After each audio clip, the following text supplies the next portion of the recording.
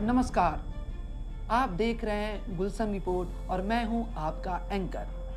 आज हम बात कर रहे हैं एक ऐसे खतरे की जो दिखता नहीं लेकिन हर दिन लाखों लोगों को अपना शिकार बना रहा है। Cyber fraud. एक कॉल, एक मैसेज या एक लिंक और देखते ही देखते आपके बैंक अकाउंट से पैसे गायब। आज के डिजिटल दौर में fake calls, OTP fraud, ATM, UPI scheme और सोशल मीडिया हैकिंग तेजी से बढ़ रहे हैं। भारत में हर दिन हजारों साइबर क्राइम केस दर्ज होते हैं और इनमें से सबसे ज़्यादा मामला फ्रॉड कॉल और ओटीपी स्कैम के होते हैं। अक्सर ठग खुद को बैंक अधिकारी, पुलिस अधिकारी या केवाईसी अपडेट और एजेंट बताकर कॉल करते हैं। कैसे होता है साइबर फ्रॉड?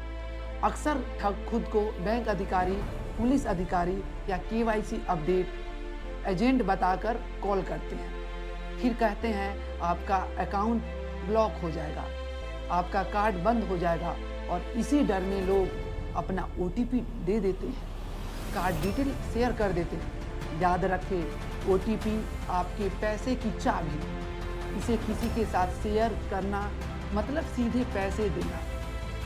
साइबर सुरक्षा कैसे करें?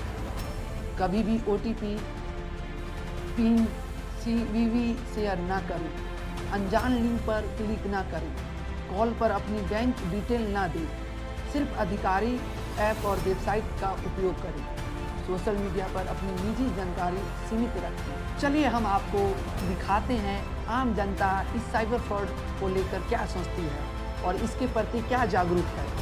हमारे साथ ग्राउंड रिपोर्ट से हमारे संवाददाता कौशिक राय है। तो चलिए हम बात करते हैं ऐसे लोगों से जिनके साथ क्या साइबर क्राइम हुआ है और किस तरह से हुआ है। तो इनसे हम बात करते हैं और जानते ही। तो आपका नाम क्या हुआ? मेरा नाम अमन है। तो पहला सवाल ये है कि क्या आपके साथ इस तरह के साइबर फ्रॉड या साइबर क्राइम की तरह आपके साथ हुआ है या आपके कोई परिचित हो उनके साथ हुआ होगा? आपके क्या बताएंगे? मेरे साथ हुआ तो नहीं है, लेकिन प्रयास बहुत बार हुआ है। इसके लिए सबसे और आज की बहुत ही एक गंभीर समस्या है इस तरह की, मतलब क्योंकि जब हम डिजिटलाइजेशन की ओर बढ़ रहे हैं तो यहाँ पे देखने को मिलता है कि किस तरह से आप जब पूरा पेमेंट आज देखते हैं, दिल्ली जैसे शहरों में ज़्यादा से ज़्यादा लोग डिजिटल पेमेंट कर रहे हैं, तो वहाँ पे साइबर बुलिंग एक तरह से बहुत बड़ी समस्या है। तो यहाँ पे अवेयरनेस बहुत ज़रूरी होता है। जैसे मेरे ही साथ बहुत बार प्रयास हुआ है। किस तरह का प्रयास हुआ वो बताएंगे? कॉल आएगा आपके पास कि आपका जैसे यूपीआई बंद होने वाला है, और वो एकदम से इस तरह से कॉल करेगा जैसे लग रहा है कि आपके बैंक से ही कॉल हो रहा है। आपके पास ओटीपीज़ मांगा जाएगा इस तरह। तो इसमें सबसे बहुत ज़रूरी चीज़ हो जाता है कि आप अवेयर हों, आपको चीज़ें पता हो, तो इससे आप बच सकते हैं। तो आपसे एक सवाल ये है कि जिस दौर में अभी जो आप देख सकते हो कि जो सोशल मीडिया की दौर है, एआई के आने के बाद, तो एक साइबर क्राइम भी होना बढ़ गया। आपने देखा भी होगा बहुत तरह से फ्रॉड कॉल आ रही है, अकाउंट से पैसे ये हो जाना, डिलीट हो जाना और इस तरह की। तो इस तरह की चीज़ें से क्या आपके साथ हुआ है या क्या आपके जानने वाले के साथ? तो आप बताएंगे? पहली बात कि ऐसा मेरे साथ तो हुआ नहीं है, but it has been a major concern like that. अगर देखें तो मैं यही कहूँगा कि अगर जैसे कोई भी लिंक आ रहा है अगर आपके फ़ोन में या फिर किसी भी सोशल मीडिया जगह, तो पहले आप उसको लिंक को जान लें अच्छे से और उसको क्लिक ना करें, क्योंकि क्लिक करने से ये पहली बात कि एक मेरा दोस्त है उसके साथ हुआ था। उसने इंस्टाग्राम पे हुआ था कि उसके फेक आईडी से मैसेज आ रहे थे और ये हो रहा था कि उससे पहले उसी की तरह किसी और दोस्त से फ़ोटो चेंज करके आईडी लगा करके और उससे बोल रहा था कि कुछ पैसे चाहिए, ऐसा कुछ। उसने 5000 पे भी कर दिया था। ये साफ है कि जागरूक अभी भी जरूरी है और यह ठगी की सबसे बड़ी ताकत है। क्या राय? और अब यह सवाल उठता है कि अगर कोई साइबर फ्रॉड का शिकार हो जाए तो क्या करे?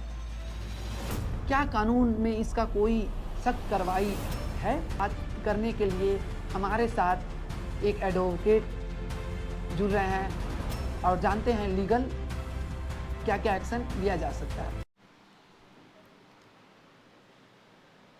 हमारे साथ और आप लोगों के साथ जिस दौर में अभी रह रहे हैं, सोशल मीडिया की दौर है और एआई का भी दौर है, जिस दौर में सुविधा के साथ एक सबसे बड़ी परेशानी होती है साइबर क्राइम।